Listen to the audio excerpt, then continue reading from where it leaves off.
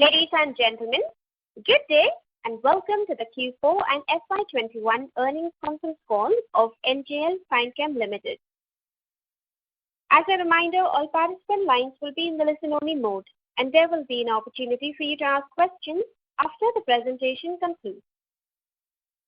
Should you need assistance during the conference call, please signal an operator by pressing star 10 on your touchtone phone. Please note that this conference is being recorded. I now hand the conference over to Mr. Rishabh Das from Pareto Capital. Thank you, and over to you, sir. Good morning, everyone. This is Rishabh Das from Pareto Capital. We represent investor relations for NGL Finechem Limited. On behalf of NGL Finechem, I welcome you all to our Q4 FY21 earnings conference call.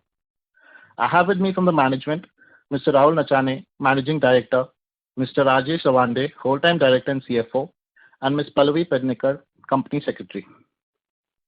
We will have brief opening remarks from the management, followed by the Q&A session.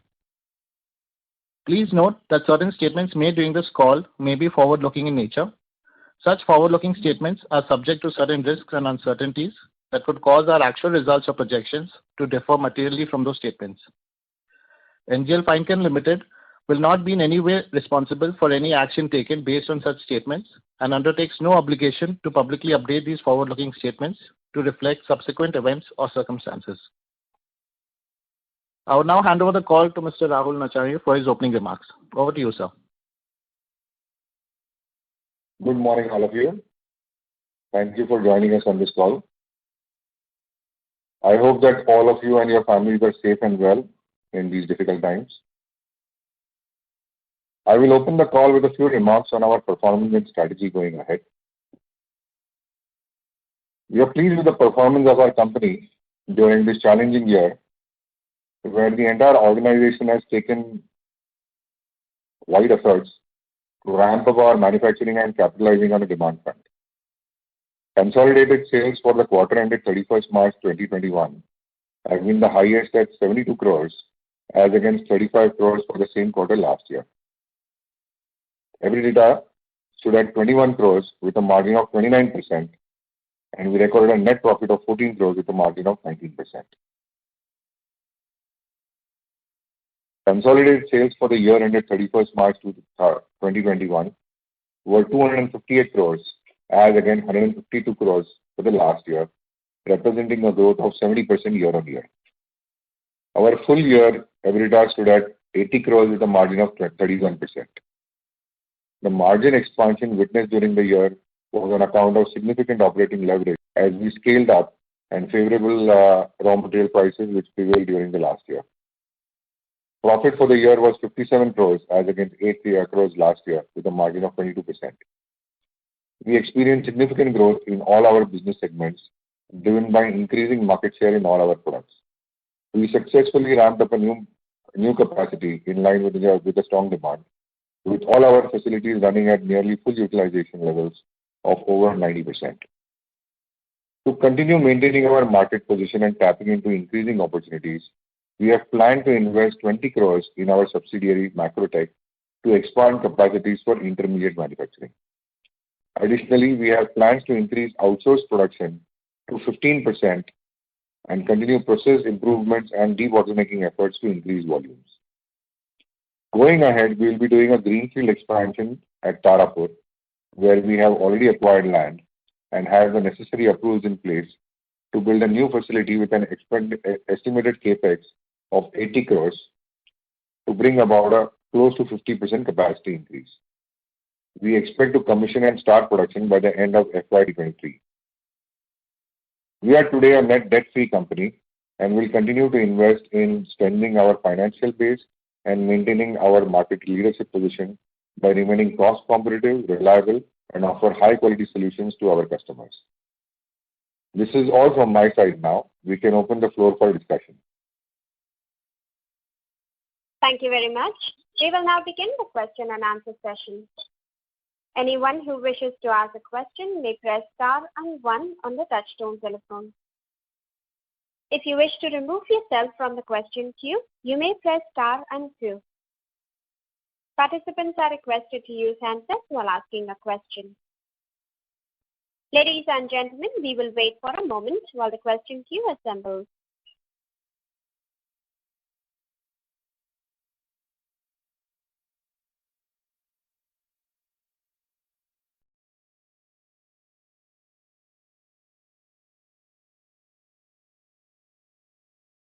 The first question is from the line of Ankit from Bamboo Capital. Please go ahead. Yeah, sir. Thanks for the opportunity and congratulations to the entire NGL team for a great year last year. Sir, last year in our Q2 call, we had stated that, our top 10 products were doing extremely well, and especially our top 4 to top 10 products, we had taken significant market share away from our competitors.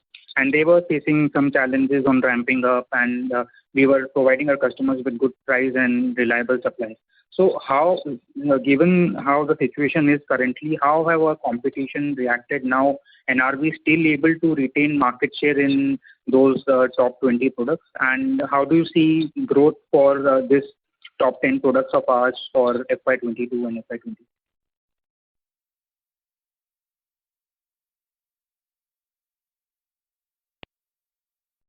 Yeah, Ankit, thank you for that.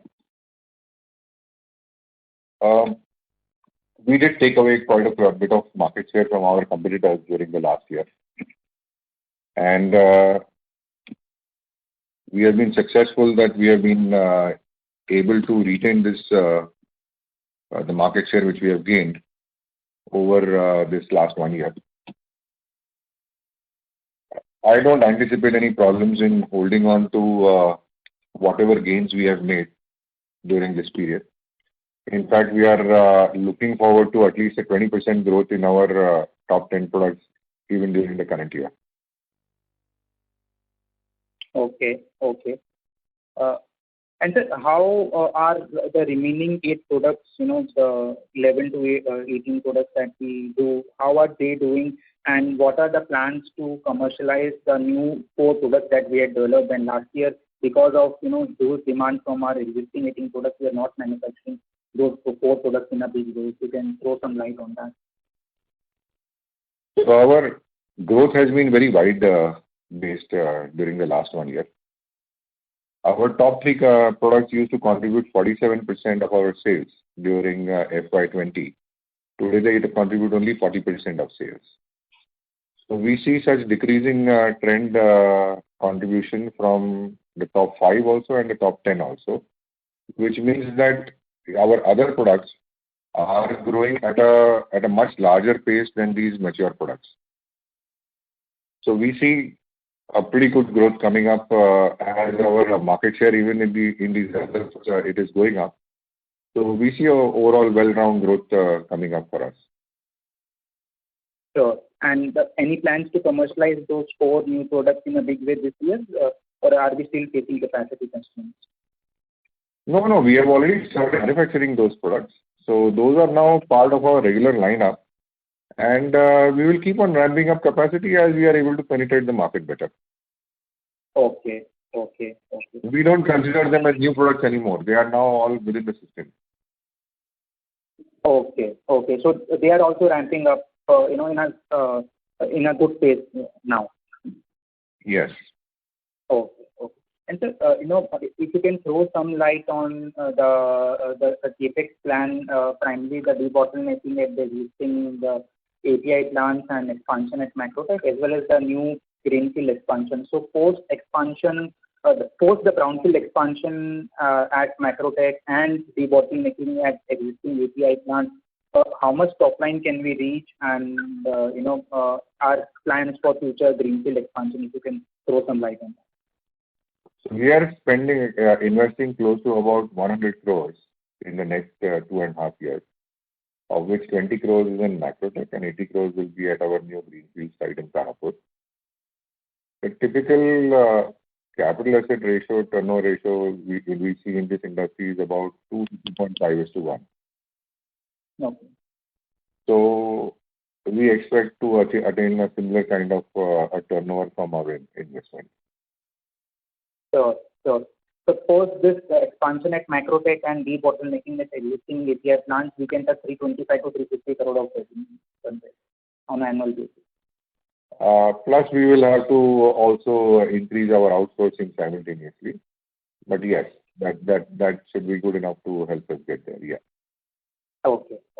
So one last question from my end, then I'll come back in the queue. So, on a broader, level, if we look at it, we currently are manufacturing 22 products, including the 4 new products, and we have 5 more products under development, as you have stated in our presentation. So, post this brownfield expansion and greenfield expansion at Tarapur, let's say in FY 24-25, will this 27 products be enough to to fulfill our capacity at the new greenfield plant as well, or we will have to introduce new products also apart from this 27 products which are under manufacturing or under development? That's a little difficult to state right now, because when we introduce a product, there are always existing suppliers in that, and we have to see how we are able to gain market share from the others. So at times it takes 1 year, at times it takes 5 years.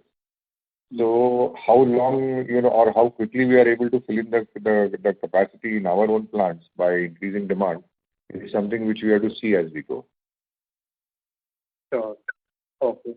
So we'll keep on working on new products, and apart from this 5 more products, at least next 3-4 years, there will be some more products which will be under development or most likely be commercialized as well. Yeah, it's a ongoing process, meaning we can't obviously stop. It's a pipeline which we have to keep feeding so that we are able to penetrate markets, add new products, and also fill in capacity.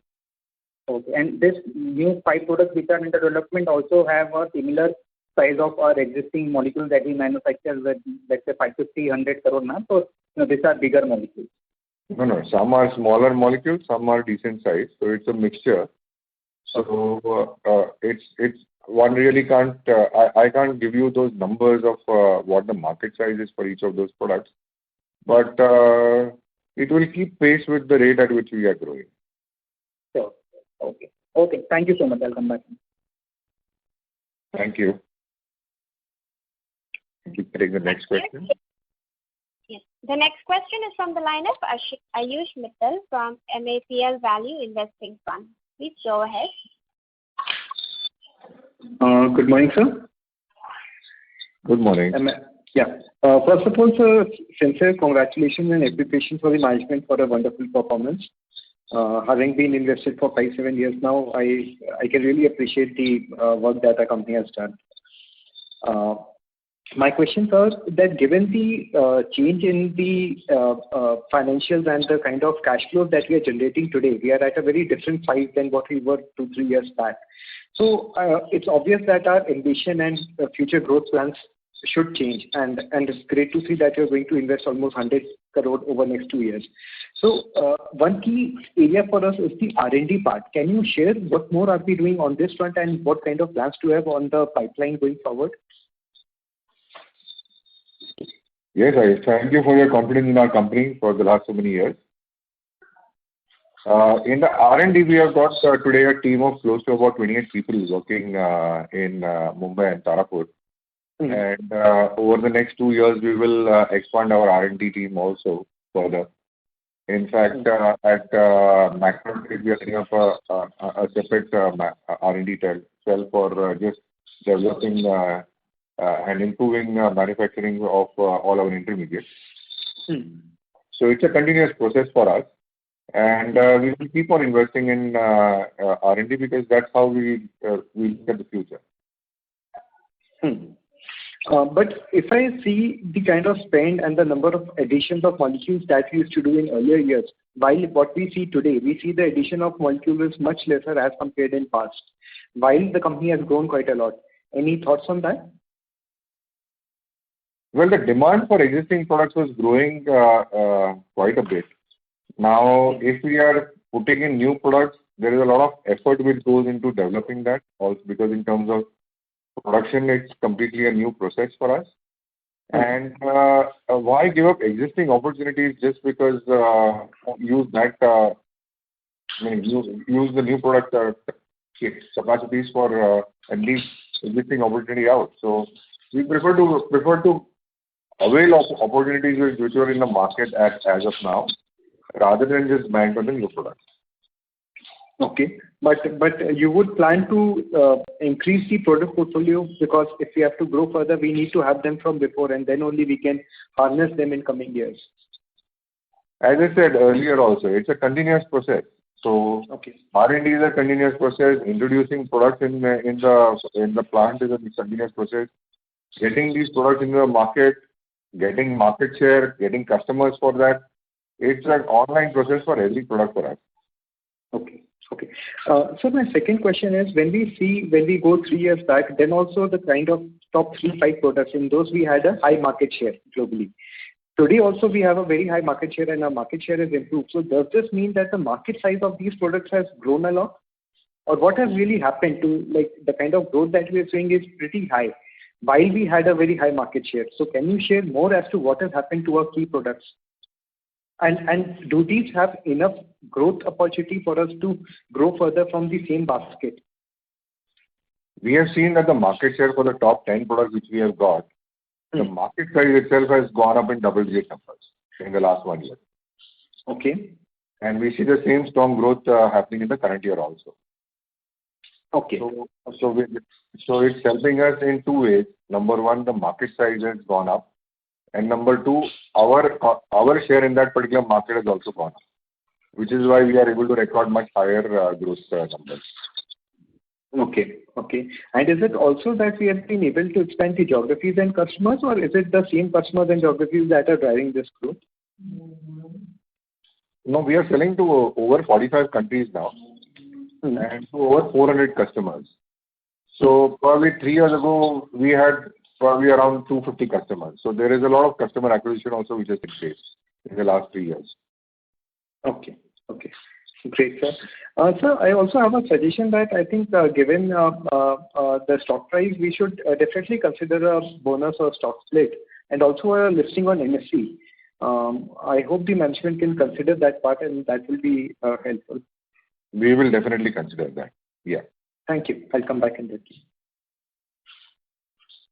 Thank you. The next question is from the line of Namit Arora from InGrowth Capital. Please go ahead. Yeah, thank you for the opportunity, and many compliments to Mr. Nachane, Rajesh, and the entire team for a phenomenal performance. My question is linked to, your thoughts on right to win and the competitive landscape, and it's partly linked to your detailed thoughts in response to Ayush and Ankit's question. So, in your space, there has been reasonable amount of private equity and strategic activity. So could you walk us through some of the differentiators, the way you think about your right to win, some thoughts on the way you are fashioning the organization to sort of, continue to demonstrate this performance, which has moved to a completely different level in the last 4 quarters. So just some thoughts on competitive landscape and your positioning as an organization, as a team, and some things that you're doing around R&D, organization, etc. Thank you. We have positioned our organization on 3 very basic principles. Number one, we want to be extremely cost competitive and offer our customer a very good value proposition. Secondly, we want to offer them the best possible quality. And thirdly, we have to be reliable in terms of service which we render to the customer. And these 3 pillars on which we work on have been the main foundations on which we have been able to get our market share. And that is what has given us our competitive advantage. Got it. And if I may ask, slightly medium term, what are the efforts you're doing in terms of innovation? It could be existing APIs, it could be new initiatives, it could be new engineering or R&D on the process side. So one is scalability. You already have a fairly large portfolio. So one is scalability of that, and second is some more medium-term initiatives. If you could give us some color on that. So on the R&D side, we have got 2 basic objectives. Number one is to keep on looking at the products which we are making and see whether there are more efficient ways of making that particular product. So we try to improve the yields which we can get, improve the input-output ratios, improve the recoveries of byproducts. So that's one part of the R&D focus. The second part is to look at which are the new products which we can introduce and manufacture. Having said that, there are other efficiencies which are also driven in all the other departments. So in purchasing, we try to drive efficiencies. In our inventory management, we try to drive efficiencies. In manufacturing, we try to optimize production and reduce costs. So there are multiple ways and means in which we try to run and optimize our operations. And it is the overall effort which we see coming in the form of the margins which we derive. Got it. That's very helpful. And final question from me before I get back in the queue, sir. About 78% of our revenues are from veterinary APIs, but you have other three segments: the human API, the intermediates, and finished dosage forms, the FDF. So, over the 5-year period, do you see the other three, human API, intermediates, and FDF, also becoming large, critical mass and scaling up significantly further? Or do you see, veterinary API itself, sort of continuing to scale up far faster than the other three? Thank you. Well, we have seen a spurt in the human API business in the last 1 year. Though it has not been a core focus for us, the focus essentially is the veterinary APIs. In fact, all the products in the pipeline have been veterinary APIs. But the couple of products which we have been making in the human field also, we saw increased demand for those products. At the same time, we again took away market share from a couple of other manufacturers of that product. So even though it was not really a thrust area, it still worked well for us. But going forward, our focus is more on the veterinary line of products. Got it. Thank you very much for your very detailed perspective and all the best. Thank you. Thank you. Thank you. The next question is from the line of Kash Jain from MoneyCurve. Please go ahead. Yeah, thank you, and great set of numbers in the last 4 quarters. Like Ayush, I also been invested in the company for last 3 years and really seen the fruits of labor from the management team on this. I just have one question. So like you mentioned, and even if you look at the historical numbers, our asset turns have typically been between 2 and 2.5, and that is what you mentioned even in your opening remarks. But for this particular year, our asset turns have been very high, upwards of 3. So what drove that asset turn this year? Is it driven by some outsourcing or some thing like that? And is it possible to maintain a higher asset turns in the future, looking at what happened this year? Thank you. Well, the asset turn is now, we are looking at a depreciated balance sheet. So the fixed asset, we are not looking at the gross block, but we are looking at a net block where assets have been depreciated. So probably that is why we are looking at a much higher asset turn as such. But on fresh investments, we don't foresee asset turn of more than 2.5x. Okay. Thank you. Sure. Thank you. Thank you. Ladies and gentlemen, in order to ensure that the management will be able to address questions from all participants, we would request you to please limit your questions to 2 at a time. Should you have a follow-up question, you can rejoin the queue. Thank you. The next question is from the line of Bharnil Desai from Turtle Capital. Please go ahead. Hi, Rahul and team. Congratulations for a very good year. 2 questions. So, Rahul, if I remember correctly, when we were talking about the poultry products, the idea was that those are large volume products, but maybe slightly lower gross margin products. And one thing that we have always appreciated about our company is the level of gross margin at which we can operate and then grow also, even though, being a very high gross margin company. So just wanted to get your thinking in terms of the new products that are in the pipeline or that we have launched recently. Do we think that, that 55% kind of a gross margin that we work with even for newer products, or we think that as we grow, we will look for lower margin but higher scale products? How do you think about that? So we do a mix of both the kinds of products, where we do low margin but higher turnover, and we also do ones where the volumes are lower but the margins are far, far higher. And it's a mix of both these product groups which we have got, which helps us to get the overall margin. So of the new products which we are looking at, also they are pretty similar in the structure to what we've got today. So there are probably about 2 which are higher margin but very low volumes, and there are a couple of them which are a little lower in volume but higher in little lower in margin but higher in value.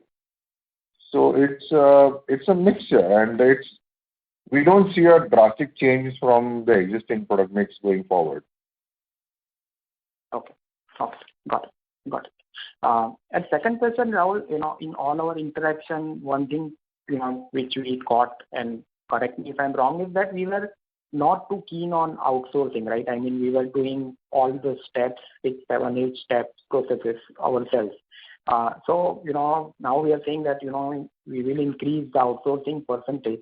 So, is this change in thinking because of the capacity constraint, or we think that's a far more efficient model to work with? If you can throw some light on that. Yeah. So our outsourcing objective is mainly to ensure that we don't fall short of capacity.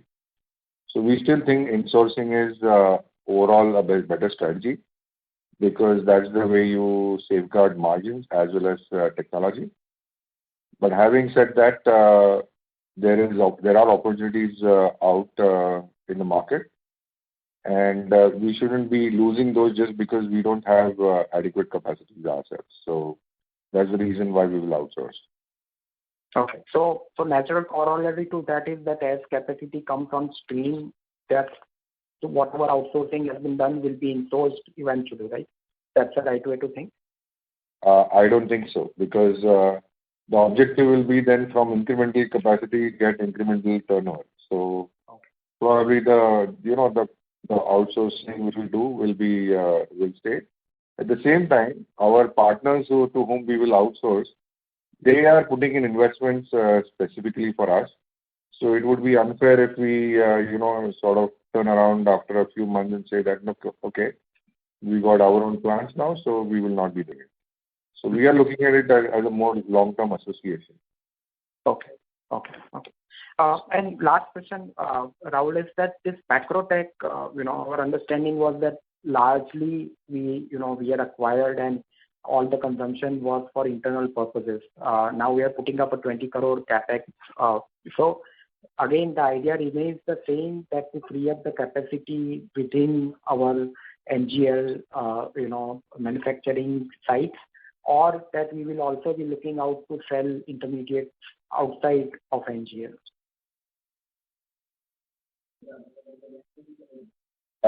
So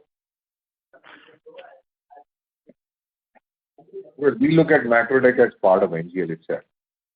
So when we say that we are going to do outsourcing, it's outside of Macrotech and NGL.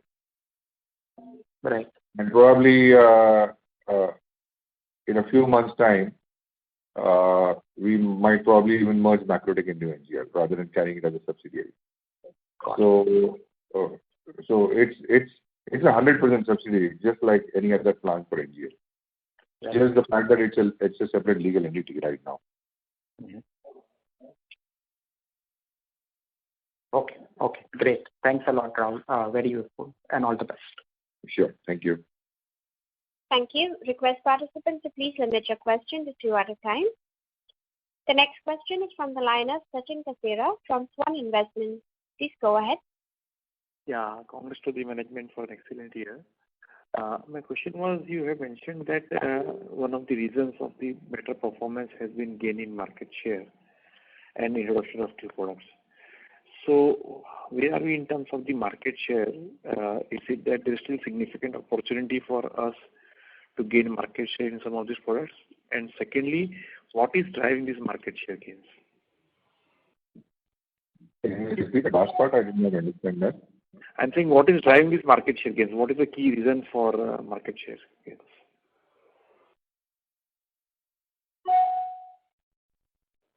As I said, there are two pillars on which we approach our philosophy. One is be very cost. Second, offer the best possible quality to our customers and offer them the best possible service and be reliable at all points of time in terms of delivery of the product, in terms of packaging, in terms of support and documentation, in terms of regulatory support. So these are the basic principles on which we approach the entire market, and each customer is special for us. So these are the pillars which have helped us to gain market share. And you see significant scope for market share even further from here?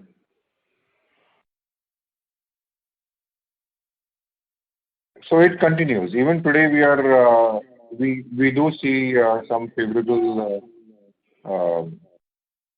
winds blowing our way, and we do look at adding additional customers. Yes. Sure. Secondly, can you give some sense of the geographical mix of our revenues, say India, Asia, and US, Europe? We have already put that up in the presentation, so you will be able to look at the numbers. Sure. We have given for India, Europe, Asia Pacific, USA, and rest of the world. Okay. And from what I understand, we are right now primarily into APIs and intermediates and not too much into formulation. Is that understanding correct? That is right, yeah. And what are our plans going ahead? Do we intend to get into formulations? No, we look at ourselves as purely an API company. Okay. And just one last question. You had mentioned that you cannot talk about specific products, but from a medium to long term, say next 5 year perspectives, what could be the size of opportunity for the products that you will develop, the cumulative size of the 5-10 products that you are working on, that you plan to launch in the next 3 to 5 years?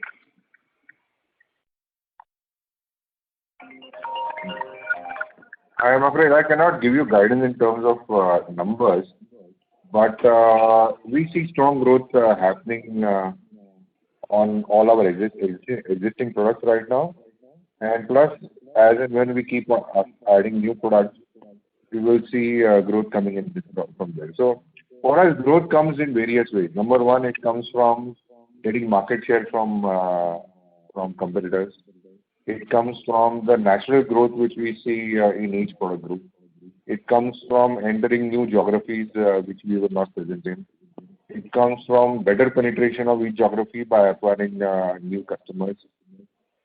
So we have seen customers used to buy, products with 5 kilo and 10 kilo lots, which we have serviced even when our standard packing used to be 25 kilos. And over 5 years, we have seen quite a few of these customers move from 5 kilo to 500 kilo sort of volumes. So, as a customer also grows and he increases his market share, it comes back to us in form of better business. I was not specifically asking what will be our revenue from those. I'm just asking what would be the industry size of those products. Like globally, they are 300 crores products, 500 crores products. That is what exactly I was looking. So what happens is that there is no published data available for this, and therefore I am not able to quote to you. We form our estimates based on our interactions with our customers and other people, but there is no published data which I can quote to you. Sure. Thank you. Thank you. The next question is from the line of Alisha Mahavla from Envision Capital. Please go ahead. Hi, good afternoon, sir, and thank you for taking my question. My first question would be actually on margins, So while you've mentioned that you did have some benefit of benign raw material prices and probably some COVID-related cost savings, and because you're going to do higher share of outsourcing, how do you think the margins, at what level do you think will they be more sustainable? So the industry margins are in the range of between 18 and 25% EBITDA. We have been at the higher end of these margins for the last couple of years, probably about 2-3 years. We saw the margins drop in FY20, but that was mainly because of increased fixed cost, as we had a new plant ready and staffed, but the utilization was not up. Going forward, we expect to be at the higher end of the industry range. I'm not very sure how long these very high margins will last, so I will be a little bit cautious in that. But all I can say is that when the industry is delivering around between 18 and 25, we will try to be at the higher range of that particular level. Okay. Thanks. Also, if you could help us with the 100 crore capex that you're planning to do, will this be funded entirely through internal accruals, or are you looking at a mix of debt and equity? So we haven't yet committed to the 100 crore entirely. 20 crores is already under implementation in Macrotech. That is going completely from internal accruals. For the 80 crores, that is just sort of a number which we have looked at. The detailed budgeting is going on right now and will probably be ready by end of July. And we are doing it in couple of small phases. The first part is to get the civil construction done, which will again be done completely by internal accruals. So we have time till probably mid of next year to raise to look at how to structure the financing for it. So as and when we get to that, we'll share that information. But right now, I don't have exact numbers or exact sources available. But we'll probably look at a mixture of debt and internal accruals as of now. Right. And so while we've seen very strong growth in FY21, and we know this is because of the brownfield that you did last year, is it possible for you to give a breakup of how much is the volume growth and how much is the value growth? I am afraid I don't have the number right now with me. But I will keep it ready the next time we have a call. Thanks. And just one last question. Is any of your business tender-driven, or is it largely all B2B? It's completely B2B. There's no tender business? No, we don't do tender business. Okay. Thank you, sir. Thank you. Request participants to please submit your question 2 at a time. The next question is from the line of Rohit Balakrishnan from iThought PMS. Please go ahead. Hello. Thank you for the opportunity, sir. Am I audible? Yes. Sir, actually, most of the questions have been answered. So, once again, many congratulations for all your hard work, and hope you continue to scale new heights. So, I just wanted to understand, I think you answered it, maybe my line was a bit unclear. So, can you talk a bit about FY22 and FY23 in the next, before this greenfield comes? I'm sorry if you've answered that. Just wanted some more clarity. I mean, what kind of growth are you looking at for the next couple of years?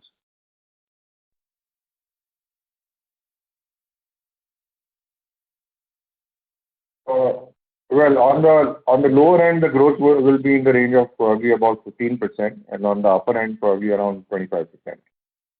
But I can't give you a more specific number right now. But we will look at it between 15 and 25. Sure. Thank you, sir. And I think that is pretty much it, sir. Thank you very much, and all the very best. Thank you. Thank you. The next question is from the line of VP Rajesh from Banyan Capital. Please go ahead. Yeah, hi.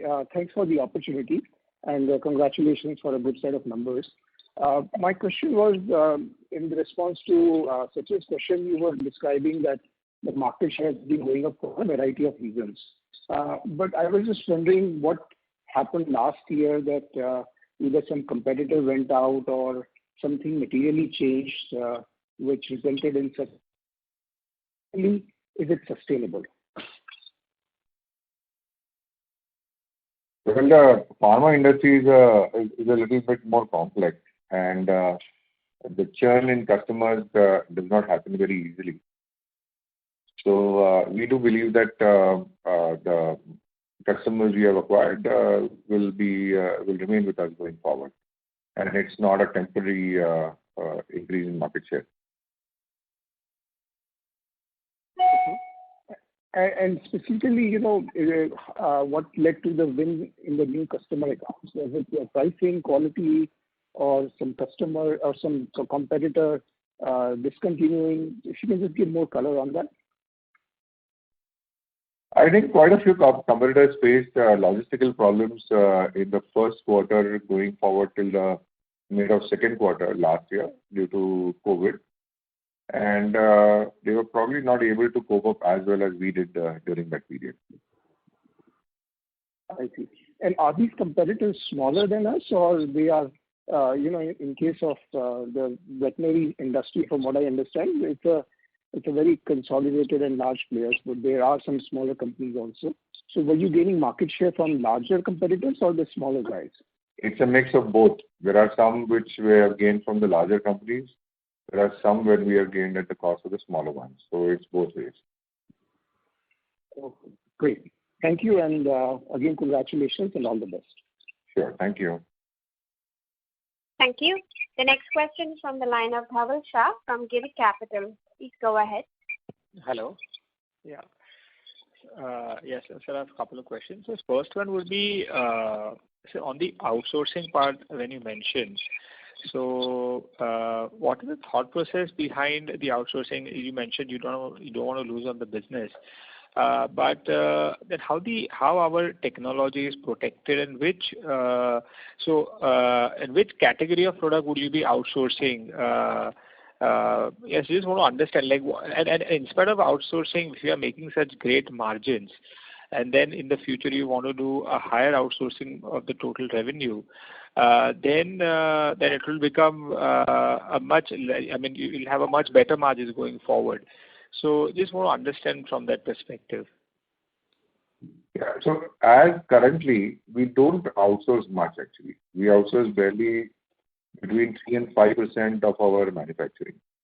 Okay. We would like to take this to about 15%. So it will definitely bring a pressure on margins going forward. There will be a pressure on margins. Okay. There will be a pressure going forward. Okay. But we hope to make up whatever we lose in percentage terms. We hope to make up in absolute terms because there will be increase in volumes. In volumes, yeah. Got it. Sir, what is the? So what is the risk to our technology or the IP or the chemistry when you do an outsourcing? So is it like you enter into a take or pay contract with the customer? As you said, he's going to put up a capex for NGL. So is it kind of a long-term agreement you enter with him? Yeah. So how is the arrangement? Yeah. So it is there are two parts to it. The first part is that the technology is being given by us. So we typically outsource only those products which are multiple step products. So let's say there is one product which has got 5 manufacturing steps. Okay. So to one particular company, will outsource just one of those steps. We will not outsource more than one. Achha. Okay. And another step, if we need to outsource to debottleneck, we will go to another company, not the same one. Okay, so you divide the reaction stages between. Yeah. So one company will be doing only one step of one product. They might be doing 5 different products for us. But at any point of time, only one step of one product. So that helps us to preserve the IP. Okay. And yes, sir, good clarity on that. And my second question, so I was going through your past conference calls. So you mentioned your molecule size to be anywhere between, say, 20 crore, 30 crore to 50 crore, one molecule size. Now, so in terms of our future strategy, when we grow bigger in size with capacity and scale, are we going to keep the same molecule size as our target end market, or we are going to increase over it? Well, no, those molecules which we had, which were at 50, over the last 3 years have probably grown to about 80, 85 also now. So there has been a significant growth which has taken place in the marketplace, and we have kept pace with that growth. So the veterinary market is growing very strongly right now. The growth rate which we see are in double digits, more like between 15 and 18 and 20% also for some products. So it's been a very wide base of growth in the last 2 years. So then, sir, why is it growing such high double digit? What is driving this growth? So the market penetration is pretty low in most of the markets we are working with. So we are not working in matured markets, let's say like the US or Europe. Yes. We are working in the developed markets. Developing markets. So we are talking about developing countries. So just like we have this situation in India where the health penetration is pretty low in the country. It's sort of similar in most of the other countries also. Okay. So having said that, as and when the penetration or health penetration in those markets go up, the market also grows. So, and that's not something which is very easy to predict. Got it. And this penetration is being driven by, by some sort of an, so having the WHO drives a lot of penetration in the LMIC market for various diseases. So is it being driven through some organization or it's the government initiative? How is it? So or just more awareness and the way people get more educated about the veterinary health, and that's driving it, because 15-20% growth is a very, very strong growth. So you see, in India, the veterinary market penetration grew because of the cooperative movement, because it was difficult for each farmer to afford a veterinary and to come and visit his farm and take care of the animals. But with the cooperative movement now, we see that most of the cooperative societies, they employ their own team of veterinary doctors. And these go and, call on the farmers. I'm not really sure about how it works internationally, but I would guess probably something similar which is happening.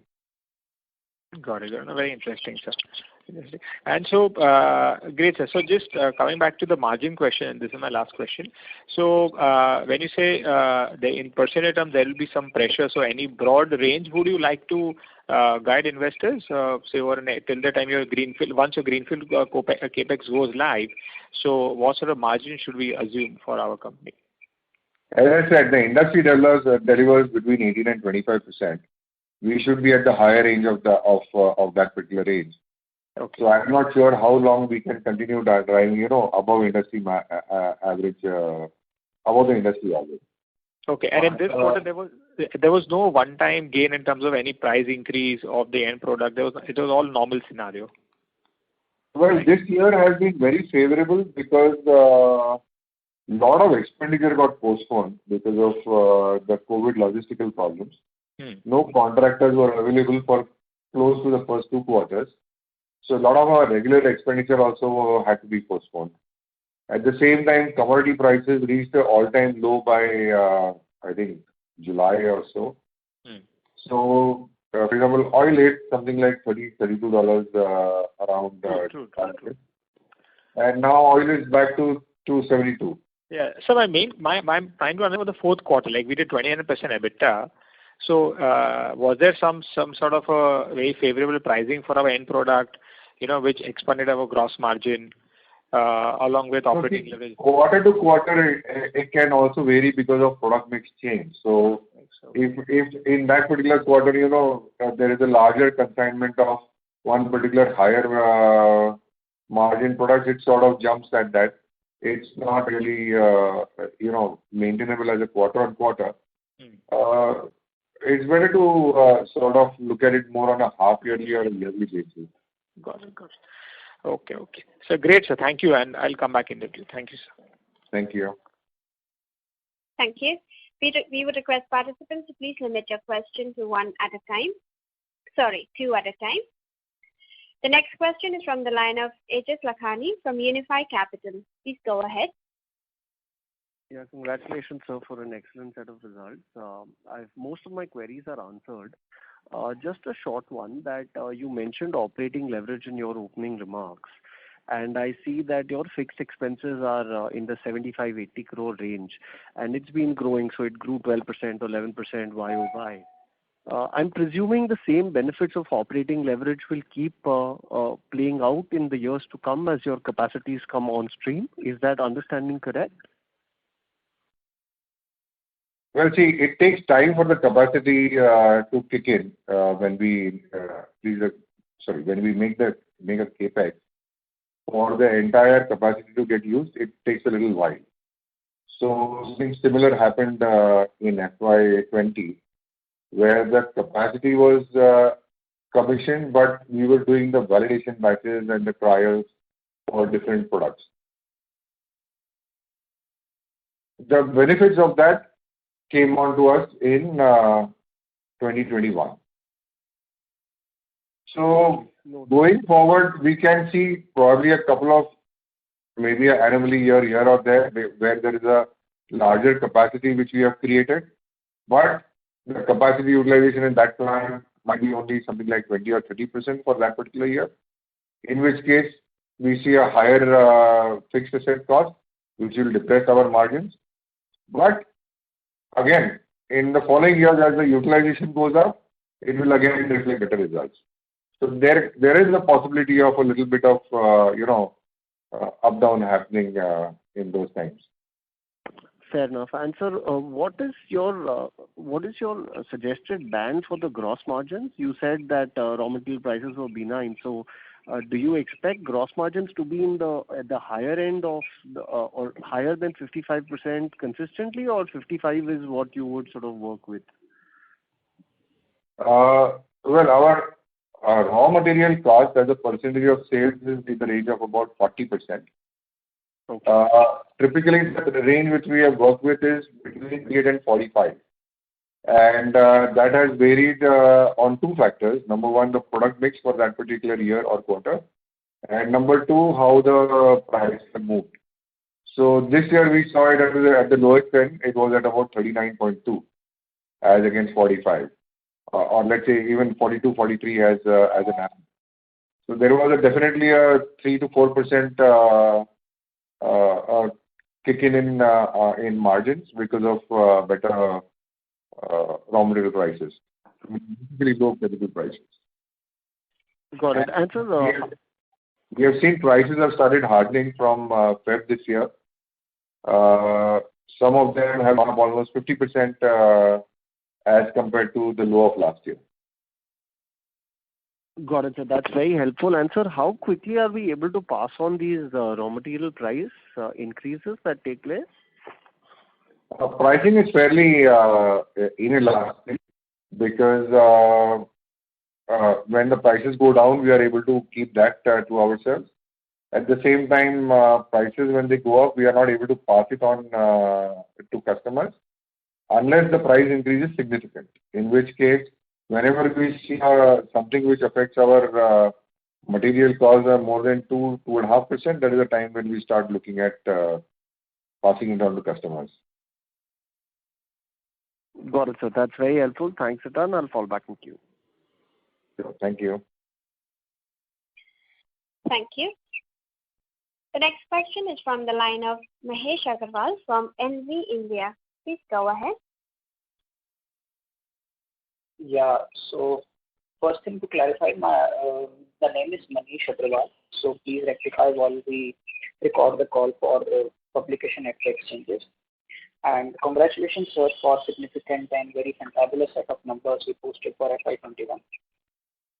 So one thing I want to ask is, you mentioned that we can have suppress of margins in upcoming times. So we ended with 25% margins in FY21. So can I safely assume that we will be having a margin of approximately 22% over the next 3 to 4 years, and the guidance of revenue which you have given, so we can assume approximately 600 crores top line, and the EPS of somewhere around 150 till 2024 or 25. Am I getting these figures right?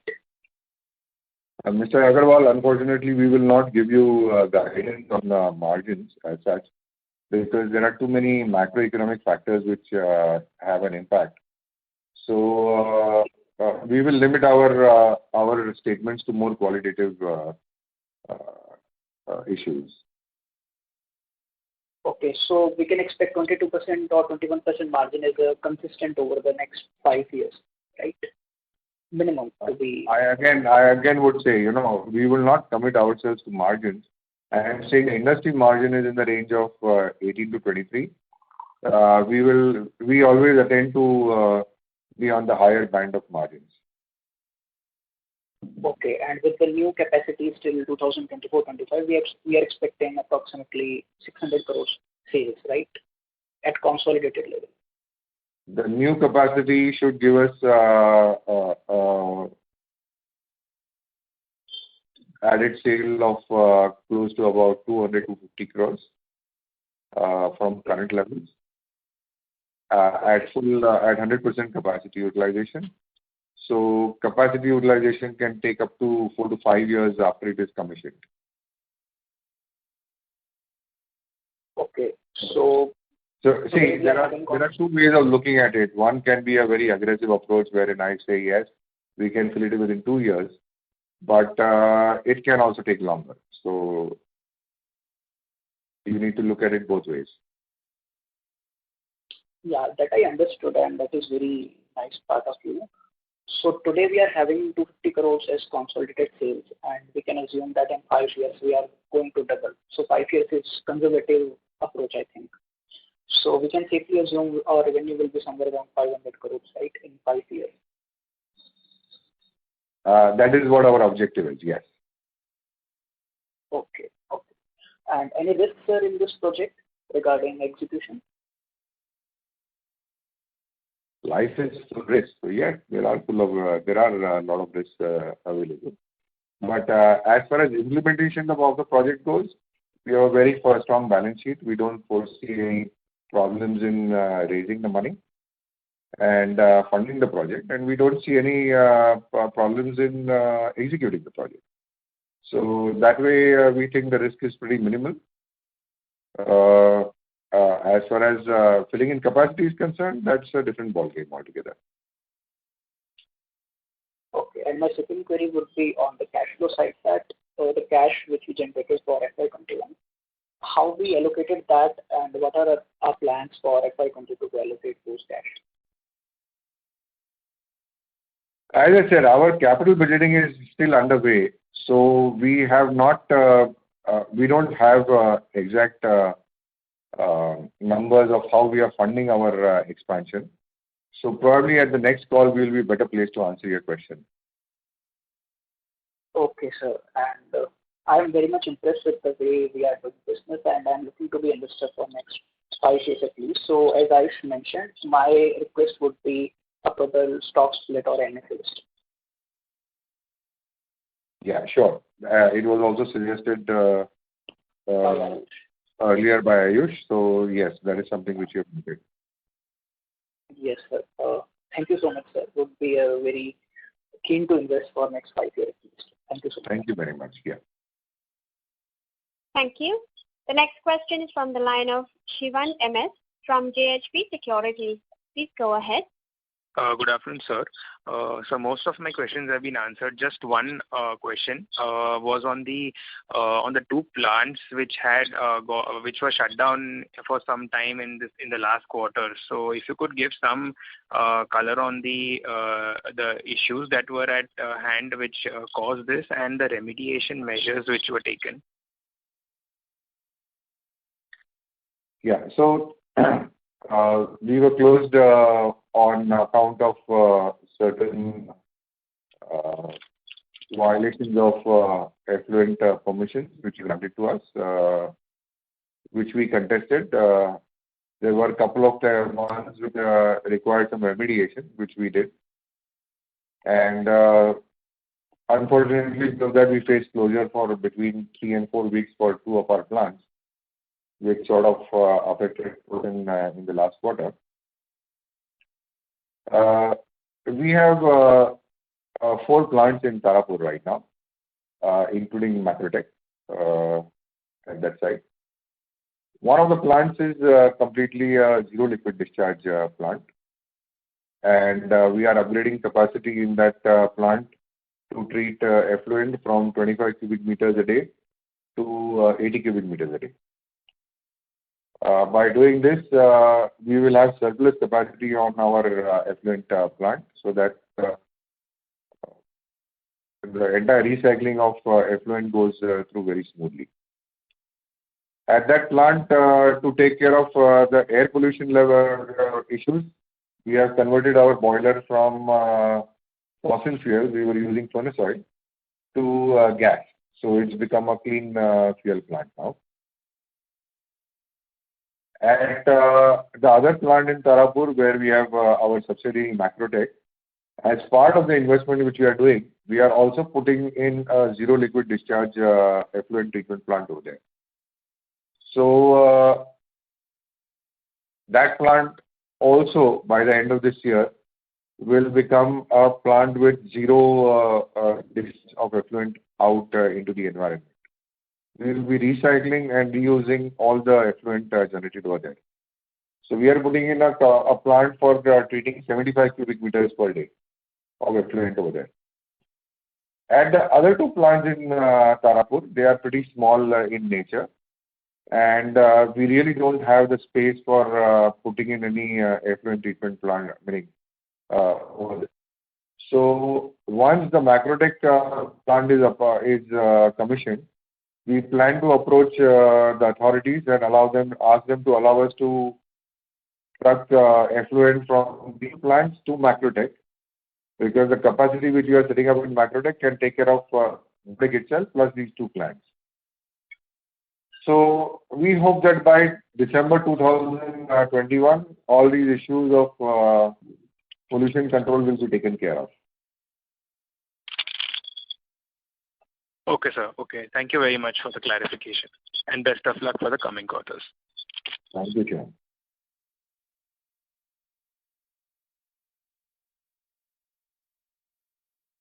Thank you. The next question is from the line of Rahul Jain from Credence Wealth. Please go ahead. Thank you so much for the opportunity. And congratulations, Rahul and team, for a great year, and wishing you, of course, all the best for the coming years also. Sir, one question regards in the US markets. For the first time, we have seen, US sales coming in our company from practically nothing. We have had a 7 crore sales in the US markets, which is a regulated market, and our strategy always has been there is still some time to enter the regulated markets. So is this a new development whereby you have had a new distributor which probably would be again selling the same thing to the developing and the unregulated market? How do we look at this US territories, or how do we look at US territory for us? Yeah, there's no change in our strategy. The product which we are selling into the US does not require registration with the US FDA. So we are still not part of the regulated voice over there. Mm-hmm. So does that mean so how do we look at the US opportunity going ahead, Rahul? So if the way the US works is that there are some products which are allowed to be sold without registration with the US FDA. Mm-hmm. And the one which we are making is an ectoparasitic, and that does not require registration with US FDA. Mm-hmm. It requires registration with US EPA, because they have classified that product differently. Mm-hmm. So we were able to sell that product without any issues. Very nice. And do we see a larger opportunity for this US market to us now? There is probably an upside of increasing that sale by another 40% or so during the current year. Okay. And sir, with regards to long-term contract with customers, are we also thinking in possibility some kind of long-term contracts with some of these customers, probably having grown to this size? Is that an opportunity, possibility? Is there Could that be possible? Because, sir, in FY20 we had some, challenges with regards to raw materials from China, which impacted our sales during that year. So, two things related to that: are we trying to enter into some long-term contracts with regards to our customers so that we do not lose on some sales? And also, with regards to China, are we having any plans to develop multiple sources or alternate vendors? Yeah, so the products which we do require some very specific key starting raw materials. And close to about 10% of our total materials are imported from China. Our total imported content is roughly about 20%, of which half comes from China and half comes from other sources. So we have been able to reduce our Chinese imports from 15%, which existed about 2 years ago, to only 10% of purchases. So that is how we have mitigated to a certain extent, but not completely been able to mitigate that Chinese reliance, because whatever we say, they continue to be the lowest cost suppliers for quite a few products. On the sales side, we continue to have just probably a handful of customers, probably 5 or 6, who do long-term supply contracts with us. Most of our sales are on the spot basis. So they are more like 3-month sales booking or 4-month sales booking. There are just about 4 or 5 customers who talk about a yearly sales contract. So do we already have a yearly sales contract with some of these customers? With a few customers, yeah, with about 4 or 5. So with the capex coming up, with more outsourcing and the growth, which you seem to be quite confident about the market growth as well as the company growth in coming 2-3 years. So do we also see a possibility of some larger long-term contracts coming up for us in the near future? We don't see that particular part growing up much. No, our sales will continue to be more on the spot business. Sure. And sir, with regards to last question, with regards to regulated markets, we are still some time away from thinking or planning in terms of regulated markets. We had mentioned some 2 years back that till we attain a certain size, it's a very costly affair to enter into the regulated markets, and probably we are still some time away from doing that. Well, we actually started getting our products registered in regulated markets about 4 years ago, and we do have 2 product registrations in the EU. But we found that we are getting uncompetitive in the other markets because of higher cost of operation. So we stepped back and froze our plans for that. We find there are adequate opportunities available in the rest of the world areas. Sure. Thank you so much, Rahul. Quite helpful, and wish you all the best. Thank you. Thank you. The next question is from the line of Aman Rich from Astute Investment Management. Please go ahead. Good afternoon, sir. My first question is on our wallet share in our top 10 products. So could you talk about the same? So for how many products we are like the dominant market leader? And also, are the customers okay with this kind of concentration? Because if we keep increasing our market share, then they are maybe depending on us too much. So normally in those cases where we are the dominant player, how many other suppliers like us are associated with the customers? Well, in our top 3 products, we have over 60% market share. And in the remaining top 10 products, we have close to about, on an average, let's say 40% market share. Now, we are operating in a B2B segment. So there is no company which is going to depend completely on us for supply. Most companies have 2 or at least 3 suppliers coming. When we say that we have gained market share, it's probably that we have moved from being a number 3 supplier to either a number 2 supplier or a number 1 supplier.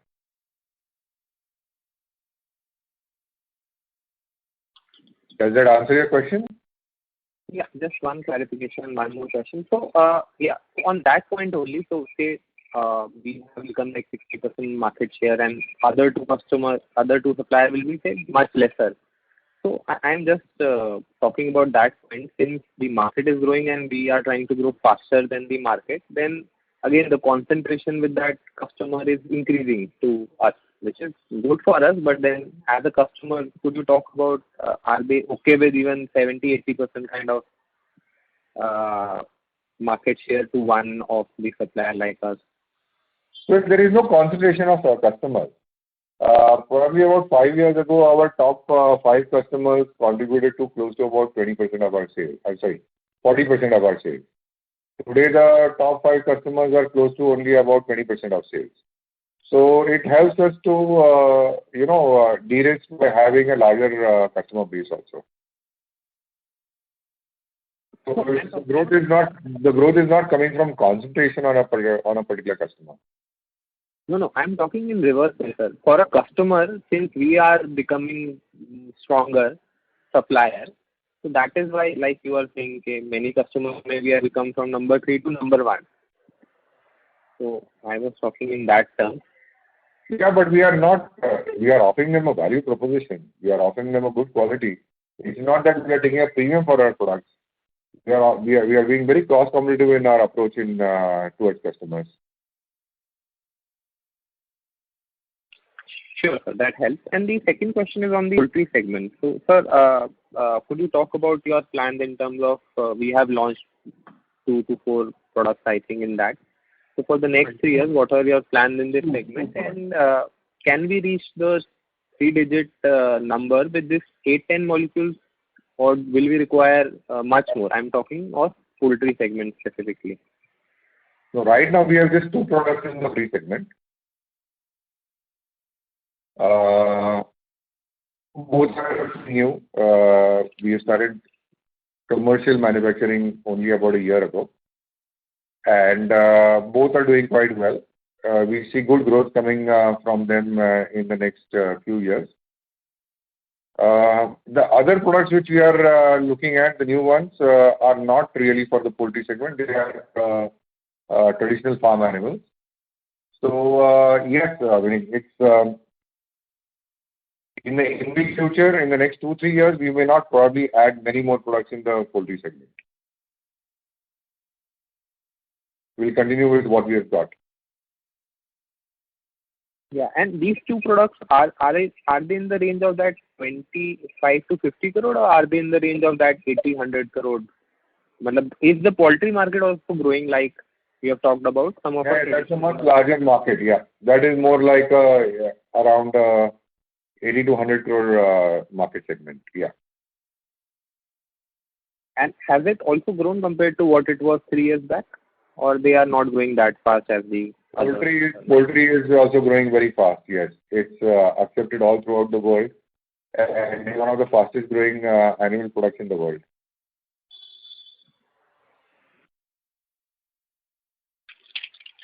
Sure, sir. And the final question is on the Asia specific region. So I was seeing the numbers. All the regions have done well for us, but Asia has now become much more even than Europe and India. So any particular region or countries which led to this kind of growth? Is there some new customers or new regions? And do you think Asia will remain the main region for us going forward?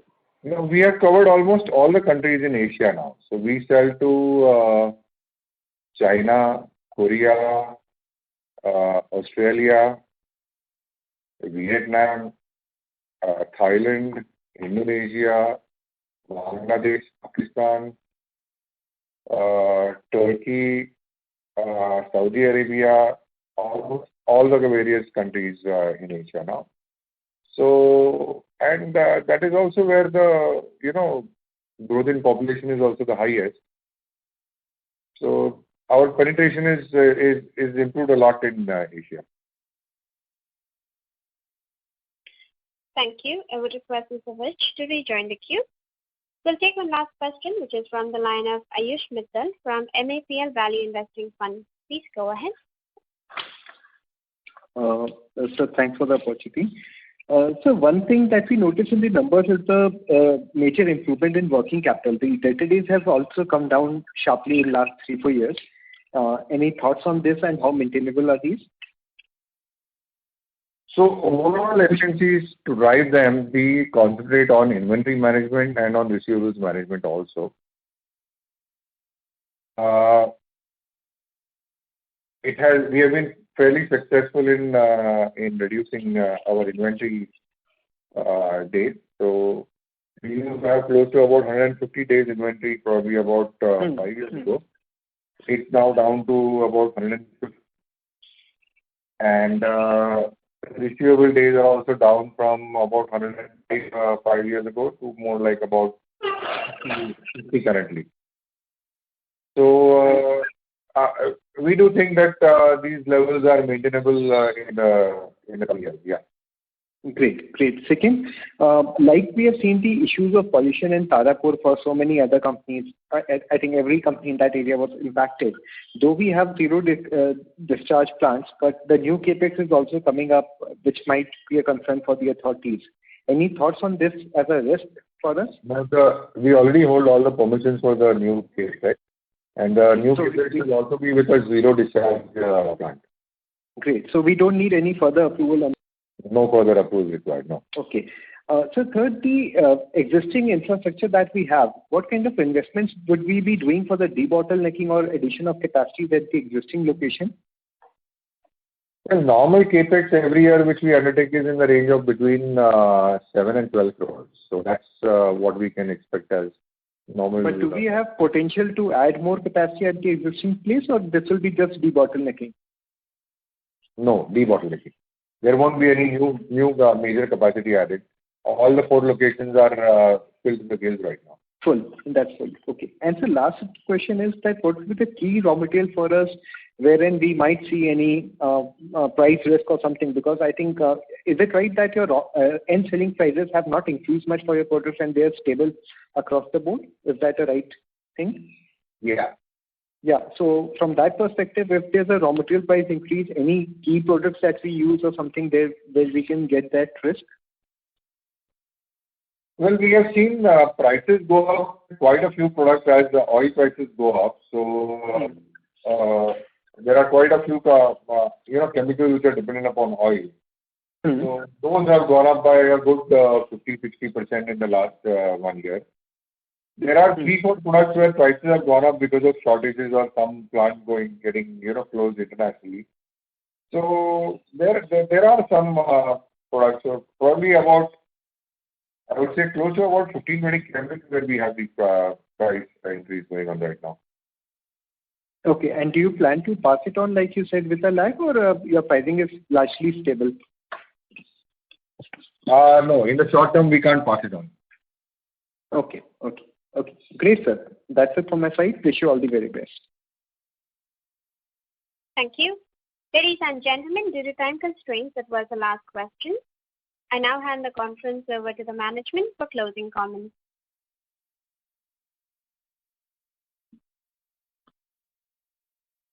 Mr. Rahul Nachani, you may go ahead with your closing comments, sir. Yeah. Rahul sir, if you can. Yeah, Rishabh, you have to go ahead. Yeah, sure. So thank you all for joining the earnings call for NGL Finechem. If you have any further queries, feel free to get in touch with us at Pareto Capital. Thank you, and we'll see you on the next call. Thank you very much. Thank you. On behalf of NGL Finechem Limited, that concludes this conference. Thank you for joining us, and you may now disconnect your lines.